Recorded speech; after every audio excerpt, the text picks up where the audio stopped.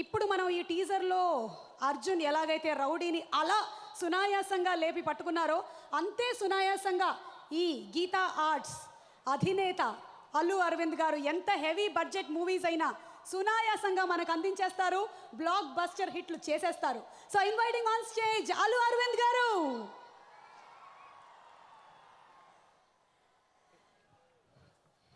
ఇన్ని పెద్ద పెద్ద సినిమాలని అందించిన ఏమాత్రం గర్వం లేని వ్యక్తి, the most humble person, the very very sweet producer Allu Aravind గారికి సాదర స్వాగతం సార్.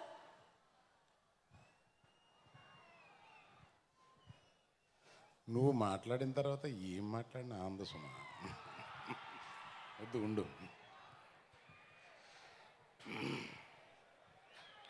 గీతా ఆర్ట్స్ సంస్థ 1972లో స్థాపించిన మా నాన్నగారు అల్లు రామలింగయ్య గారు ఇక్కడే ఎక్కడో ఉంటూ ఇదంతా చూస్తూ ఉన్నారని నమ్ముతూ మొదలు పెడుతున్నాను.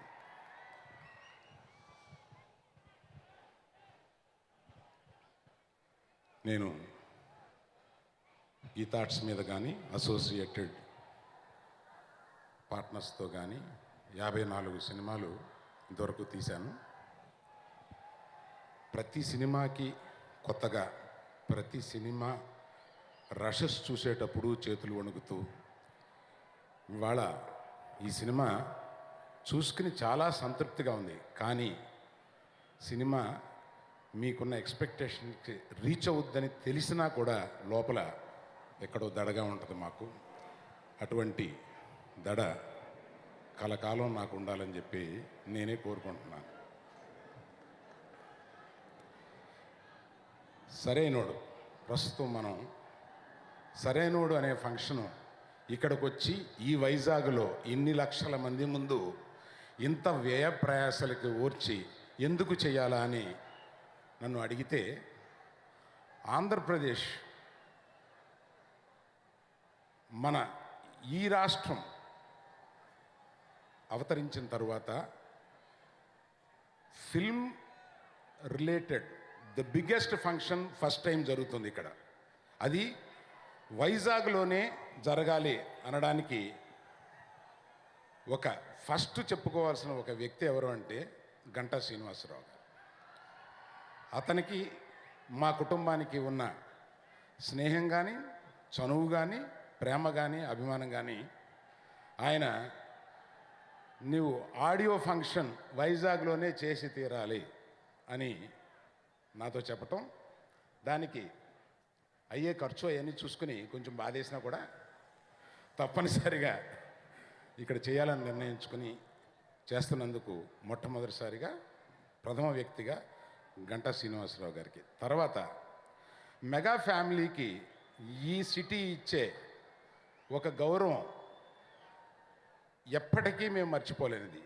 చిరంజీవి గారి సినిమాలు, ఎన్ని సినిమాలు మీరు ఎంతెంత హ్యూజ్ షేర్సు ఈ 3-4 జిల్లాల్లో వచ్చాయో, అట్లాగే బన్నీకి ప్రత్యేకమైన స్థానం ఇచ్చిన మీరు ఒక సినిమా కొన్ని సంవత్సరాల పాటు ఇక్కడ రికార్డుగా నిలబడిపోయింది. అటువంటి సినిమాలని ఆదరించి బన్నీని చాలా పెద్ద హృదయంతో ఆశీర్వదిస్తున్న మీ ఎదుటికుండా వచ్చి ఈ ఫంక్షన్ చేయాలని చెప్పి మాకు ఆ కోరిక కలిగింది. మీరందరూ వచ్చి ఇంత ఆనందంగా ఈ ఫంక్షన్ చూస్తున్నందుకు నిన్నటి వరకు అందరికీ ఒళ్ళు నొప్పులు చేసినా కూడా ఇవాళ చాలా ఆనందంగా ఉంది. ఇది నాకు మళ్ళీ చిరంజీవి గారు మాట్లాడిన తర్వాత అందరూ వెళ్ళిపోవడం, తర్వాత ఒక ఓట్ ఆఫ్ థ్యాంక్స్కి ఏ అవకాశం చిరంజీవి గారి ఫంక్షన్లో ఉండదు. అది మా దురదృష్టం, కొంచెం డిసడ్వాంటేజ్ కూడా ఉంది. కనుక ఆ ఓట్ ఆఫ్ థ్యాంక్స్ లాంటిది ఇక్కడ చెప్పుకునే ముందు 2 ముఖ్యమైన విషయాలు చెప్పాలి. ఒకటి, చిరంజీవి గారు మేము గదిలో కూర్చునో, మా ఇంట్లో కూర్చునో, లేకపోతే మేము విడిగా మా ఫంక్షన్స్లోనో ఎప్పుడో మాట్లాడుకునే విషయాన్ని, ఆ విషయాలు పబ్లిక్తో మాట్లాడే అవకాశం వచ్చినప్పుడు ఒక్కసారి ఒక మాటగా మీకు తెలిసిందైనా కూడా పంచుకోవడం నా పెద్ద హృదయం కాదు, నా బాధ్యత కింద ఫీల్ అవుతున్నాను.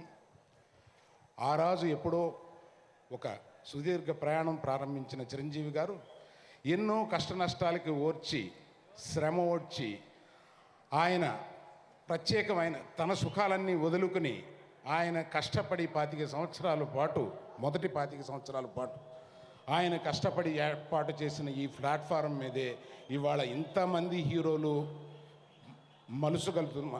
ఉండగలుగుతున్నారు. ఆ ఘనత ఆయనకే దక్కింది. నేను చిరంజీవి గారు పవన్ కళ్యాణ్ దగ్గర నుంచి ఇవాళ అల్లు శిరీష్ వరకు అందరికీ ఒక ప్లాట్ఫారం ఏర్పాటు చేసిన ఆయనకి సభాముఖంగా కృతజ్ఞత చెప్పకపోతే నా తప్పు అవుతుంది. 2, నేను చాలా సంవత్సరాలు కష్టపడి చాలా సినిమాలు తీస్తూ నేను ఈ మధ్య కొంతమంది యువకుల సహాయంతో నేను ఇవాళ యాజ్ ఇట్ ఈస్గా 3 సినిమాలు, అదర్ లాంగ్వేజ్లో 1 సినిమా, 4 సినిమాలు తీస్తున్నాను. అయినా కూడా నా బరువు బాధ్యతలన్నీ పంచుకుని నా దగ్గర కొంతమంది యంగ్స్టర్స్ ఉన్నారు. వాళ్ళని తీసుకొచ్చి పరిచయం చేయకపోయినా వాళ్ళ గురించి ఒక్క మాట అయినా చెప్పకపోయినా నాది తప్పు అవుద్ది. అందువల్ల బన్నీ వాసు మన బన్నీకి చాలా మంచి స్నేహితుడు. చిన్నప్పటి నుంచి వాళ్ళిద్దరూ కలిసి ఉండేవారు. ఇటువంటి బన్నీ వాసు అనేక బాధ్యతలు తీసుకొని ఈ ఫిల్మ్ని తీయడంలో కానీ ఈ ఫంక్షన్ చేయడంలో కానీ అనేకంగా ఉపయోగపడ్డాడు. ఆ తర్వాత అశోక్ గారు,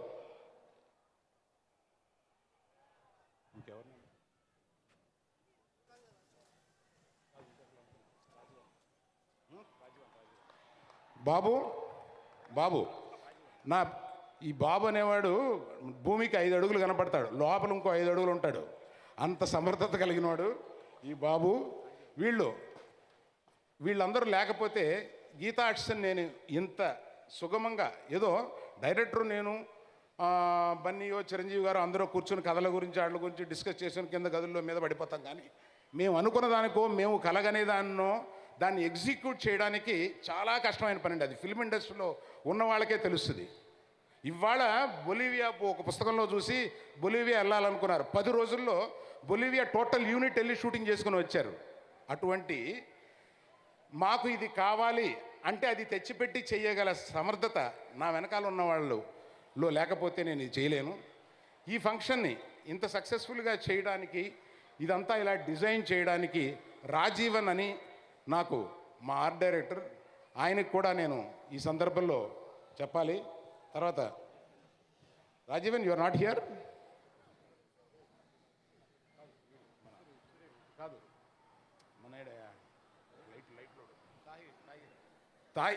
ఈ లైట్స్ ఇవన్నీ ఏర్పాటు చేసిన Tahir. Hello Tahir, sound and light Layak Babu. ఈ ఎంత మనకి ఇంత ఇదిగా చేయగలిగిన అతను ఇంత శ్రమపడి చేసినందుకు మీరు అందరూ ఒక్కసారి చప్పట్లు కొడితే ఆనందపడతాడు. వీళ్ళు 40 మంది ఫ్యామిలీ, ఆ 40 మంది ఫ్యామిలీస్ వచ్చి ఇక్కడ 10 రోజులుగా పనిచేసేస్తూ ఉన్నారన్నమాట. ఎవరికి వినపడ్డు అంత సాఫ్ట్గా ఉండే నెమ్మదిగా ఉండే persons. Thank you very much. పోతే సక్సెస్ వచ్చిన తర్వాత మాట్లాడుకోవాల్సిన చాలా విషయాలు ముందే ఒక్క 2 గురించి మాత్రమే చెప్పదలుచుకున్నా.